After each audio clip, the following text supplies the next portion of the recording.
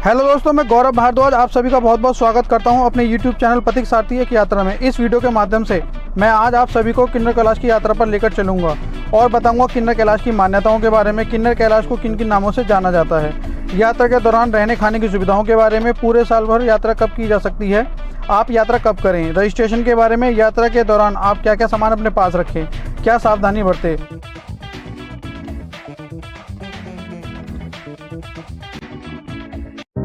दोस्तों, यात्रा पर जाने के लिए आप सबसे पहले दिल्ली पहुंचेंगे। फिर दिल्ली से 244 किलोमीटर चलकर आप चंडीगढ़ पहुंचेंगे। फिर चंडीगढ़ से 112 किलोमीटर चलकर आप शिमला पहुंचेंगे। आप यहां नाइट स्टे कर सकते हैं। यदि आपके पास 5 से 6 घंटे का समय बचा है तो आप शिमला से 130 किलोमीटर दूर रामपुर के लिए निकल जाएं और वहां नाइट स्टे करें। अगर आप रामपुर में नाइट स्टे करते हैं और नेक्स्ट डे अर्ली मॉर्निंग 3 से 4 के बीच में तंगलिंग विलेज के लिए निकलते हैं तो आप 10 से 11 के बीच में पोवाती बेस कैंप तंगलिंग विलेज पहुंच जाएंगे। इससे आपको यह फायदा होगा कि आपका एक दिन बचेगा और आप सेम डे अपनी पैदल यात्रा शुरू कर सकते हैं। तंगलिंग विलेज हमारी कार, बाइक और बस का आखिरी पड़ाव है।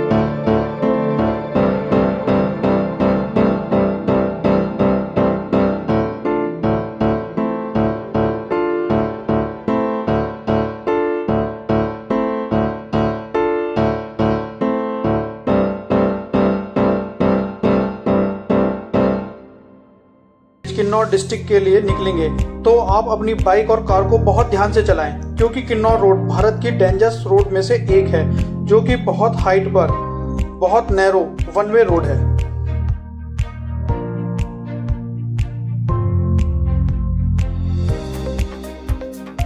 दोस्तों, यह बहुत फेमस शैंगटोंग ब्रिज है। यहाँ से 3 किलोमीटर दूर रह जाता है तांगलिंग विलेज।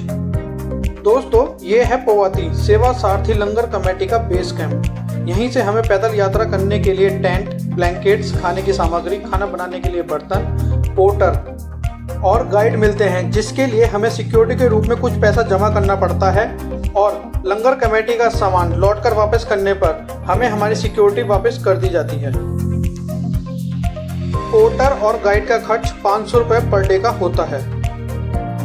दोस्तों, हम पैदल यात्रा के लिए जाते हुए पोवाती बेस कैंप से 300 मीटर की वॉकिंग डिस्टेंस पर एक रोपवे है। दोस्तों, सतलुज नदी पर बने 150 फीट ऊंचे और 100 फीट चौड़े रोपवे से हम सतलुज नदी को पार करके सामने तांगलिंग विलेज पहुंचते हैं, जहां से हमारी किन्नर कैलाश की पैदल यात्रा शुरू होती है। रोपवे के बीच में आते आते हवा इतनी तेज होती है कि मानो सब कुछ उड़ाकर ले जाएगी और नीचे बहती सतलुज का शोर बहुत डरा देने वाला होता है। दोस्तों, आप शैंगटोंग ब्रिज से बाई रोड भी तांगलिंग विलेज पहुंच सकते हैं।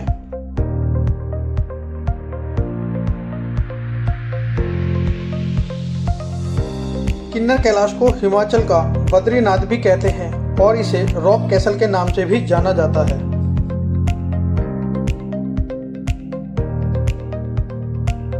दोस्तों, किन्नर कैलाश पर्वत हिमाचल प्रदेश के किन्नौर जिले में तिब्बत सीमा के पास स्थित है। किन्नर कैलाश की यात्रा सन 1993 में श्रद्धालुओं के लिए खोली गई। किन्नर कैलाश हिंदू श्रद्धालुओं के साथ साथ बौद्ध अनुयायियों के लिए भी पूजनीय है। दोस्तों, यहाँ पर आप अपनी पानी की बोतल भर लें क्योंकि आगे पूरे रास्ते में आपको पानी कहीं नहीं मिलेगा। तंगलिंग विलेज से गणेश पाठ तक 12 से 13 किलोमीटर की कठिन चढ़ाई है। यह चढ़ाई और कठिन हो जाती है क्योंकि हमें 18 किलोमीटर चलकर 21,330 फीट की ऊंचाई पर जाना होता है, जबकि श्रीखंड की चढ़ाई में हम 35 किलोमीटर चलने के बाद 18,700 फीट की ऊंचाई पर जाते हैं। और पूरी यात्रा के दौरान हमें लंगर और रहने की कोई फ्री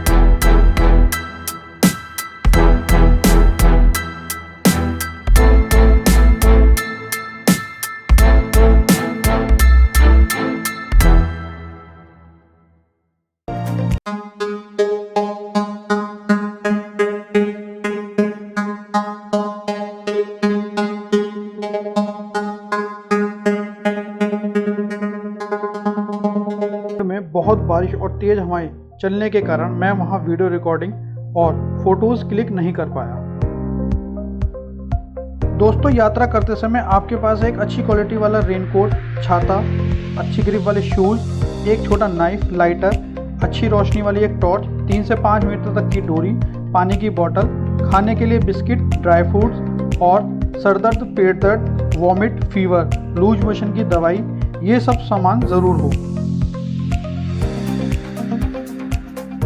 मैंने अभी तक जितनी भी ट्रैकिंग की है उन सब में सबसे ज़्यादा टफ ट्रैकिंग किन्नर कैलाश की है, जहां बहुत कम सुविधा के साथ बहुत ज़्यादा रिस्क में आपको अपनी यात्रा पूरी करनी होती है।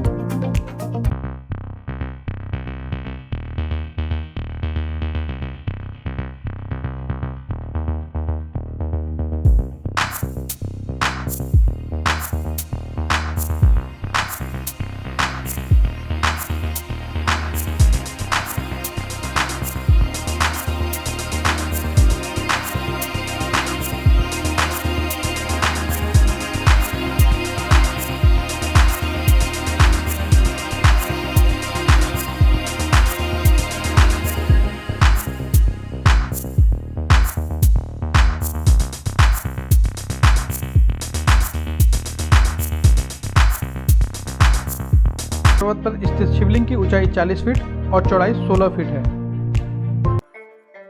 दोस्तों, शिवलिंग तक पहुंचने के लिए हमें 1 से 1.5 फुट चौड़ी और 15 से 20 फुट लंबी चट्टान पर चलकर जाना होता है, जिसके दोनों तरफ खाई हैं।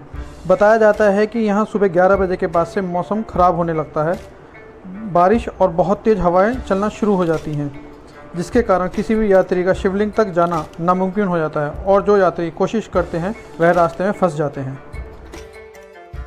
किन्नौर कैलाश को लेकर बहुत सारी मान्यताएं प्रचलित हैं। एक मान्यता के अनुसार इसी पर्वत पर भगवान शंकर और अर्जुन का युद्ध हुआ था, जहां अर्जुन को पाशुपतास्त्र की प्राप्ति हुई थी। एक मान्यता के अनुसार किन्नर कैलाश को वाणासुर का कैलाश भी कहा जाता है, क्योंकि वाणासुर शोणितपुर नगरी का शासक था, जो कि इसी क्षेत्र में पड़ती थी। कुछ लोग यह भी मानते हैं कि भगवान कृष्ण के पोते अरविंद का विवाह उषा से इसी पर्वत के आगोश में हुआ था। दोस्तों, बारिश, तेज हवाएं, कोहरे और डर की वजह से यहाँ की फुटेज थोड़ी धुंधली है, जिसके लिए मैं आपसे क्षमा चाहता हूँ। दोस्तों, किन्नर कैलाश का शिवलिंग दिन में कई बार रंग बदलता है। सूर्य उदय से पहले सफ़ेद होता है, सूर्य उदय के बाद पीला और दोपहर में यह लाल हो जाता है। इसके बाद फिर पीला, सफ़ेद और शाम के बाद ये काला हो जाता है। कुछ लोग बताते हैं कि शिवलिंग का दिन में कई बार रंग बदलना एक स्फटिकीय संरचना है, जो कि अलग अलग कोणों से सूरज की किरणें शिवलिंग पर पड़ने के कारण होती है। दोस्तों, अगर आप शिव भक्त हैं और आपको एडवेंचर पसंद है, तो आप अपने जीवन काल में एक बार किन्नर कैलाश की यात्रा ज़रूर करें।